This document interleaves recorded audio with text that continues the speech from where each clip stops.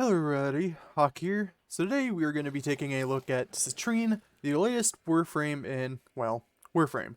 She's been about for about a week now, so that probably would have given you guys some time to actually farm her, along with her weaponry and all that, so I think it's about time to make a build video on her. So, first things first, we're going to go over her abilities.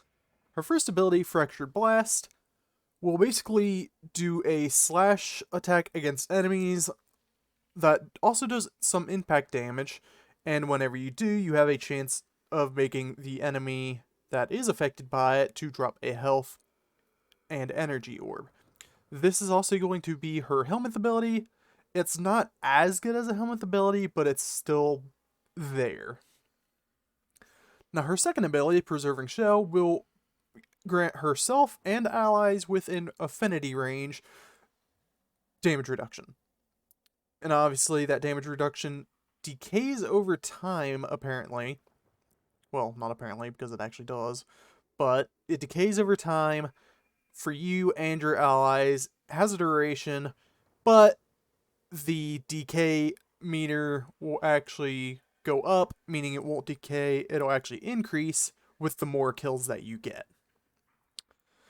Her third ability, which I think actually has potential, but to me, I just don't really think it's that great of an ability. This ability will basically throw out a gem that will target enemies that you attack, but it's only one enemy at a time, but it will apply heat, cold, toxic, and electric statuses onto said enemy, as well as increasing your stat chance and stat duration for yourself and allies. Like I said, this definitely had potential if it could hit more than one enemy at a time. However, it doesn't, so I guess it could be good for like some boss type enemies maybe for the conditional overload effect, but just for straight up normal use it isn't that great. Fourth ability, Crystallize, sounds exactly like what it does. You basically just jump up in the air, crash down, and crystallize the enemies, granting yourself 300% crit chance whenever you attack said crystals. The great thing about this is it works on Demolists, boss type enemies, acolytes, Thrax enemies.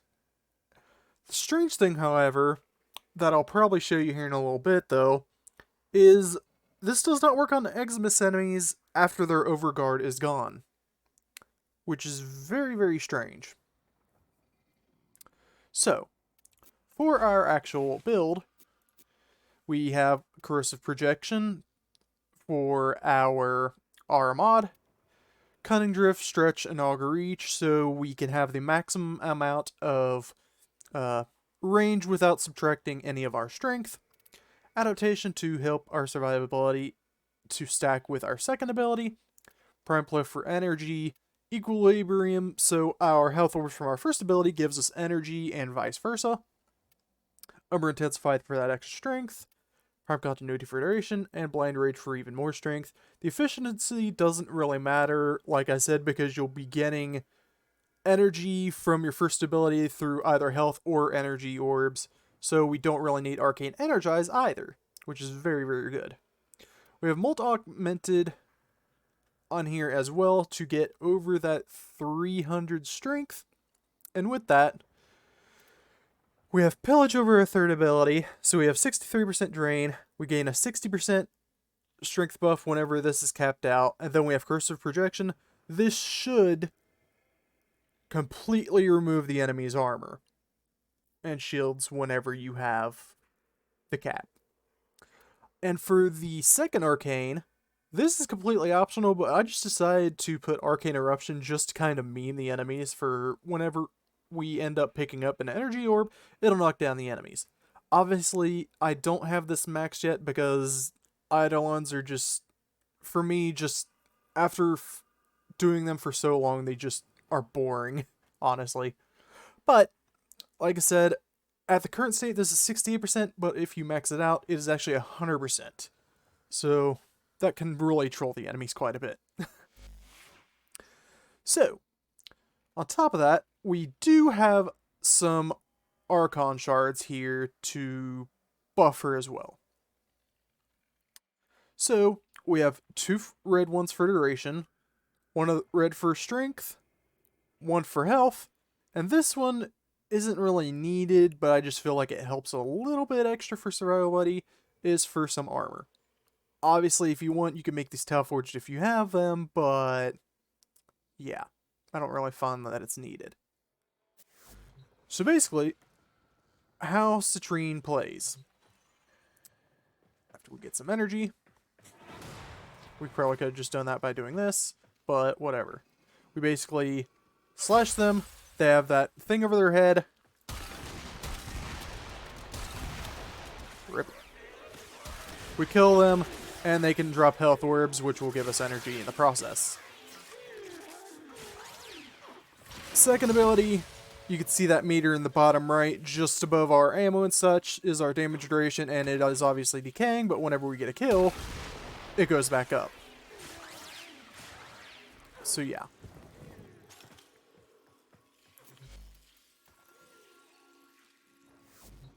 For how our 4th ability works, however, like I already said how it does, but I'll just show it off anyway. Crystallizes the enemies, so you could just bombard them and kill them straight up. Or if you want, aim and shoot this and instantly get a red crit.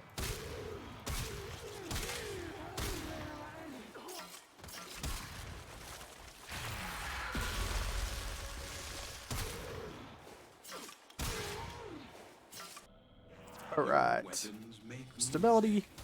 And the enemy calls for a song. There is our energy.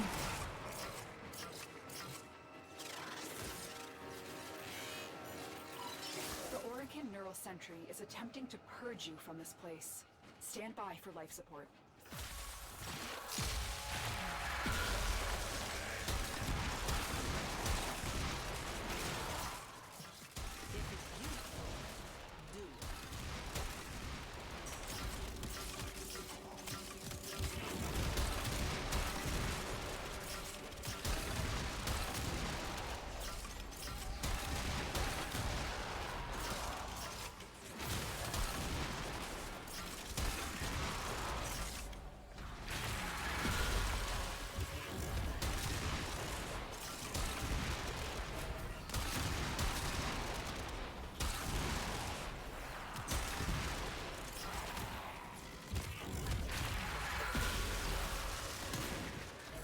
Aw.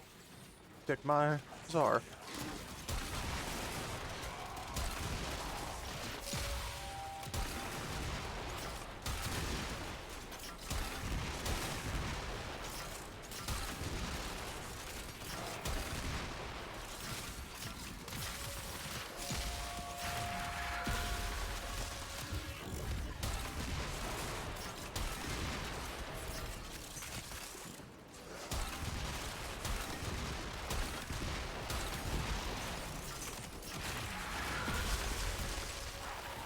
Oh, guess they fixed that.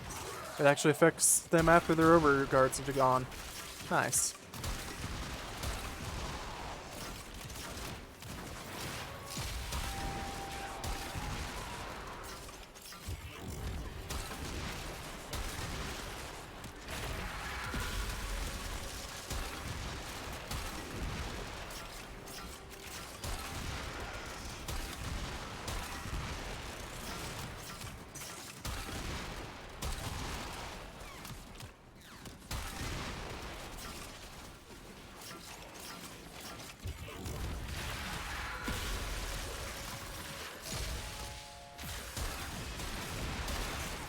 Jeez, just instant energy fill.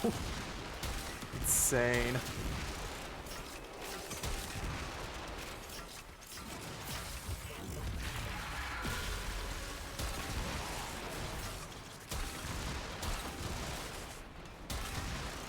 I'm very happy with how Citrine is built.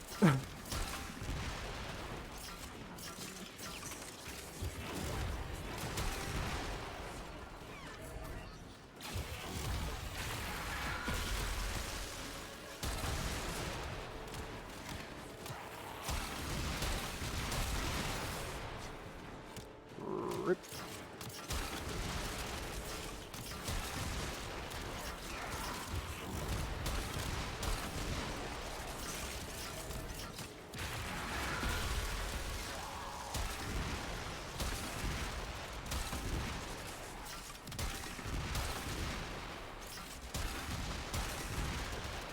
And it's just beautiful.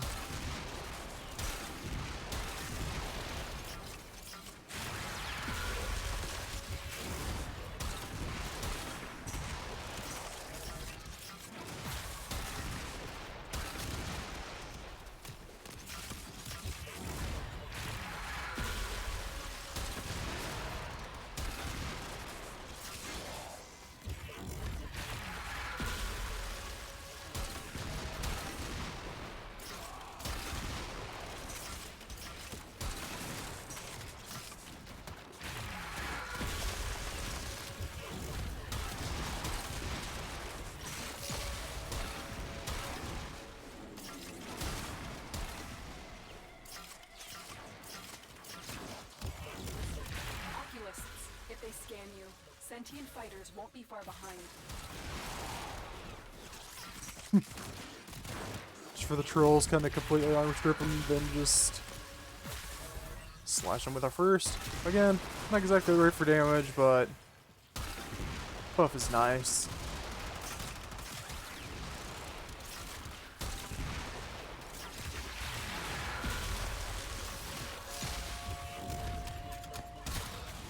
Jeez.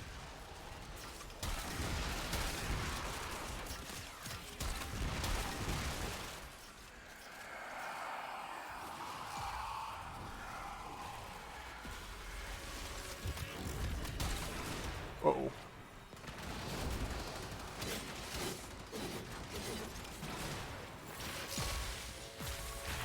The longer you hold out, the deeper I can search. But if you need to leave, extraction is ready. These manifestations must not be allowed a foothold on Lua. Life support is at risk. Destroy them.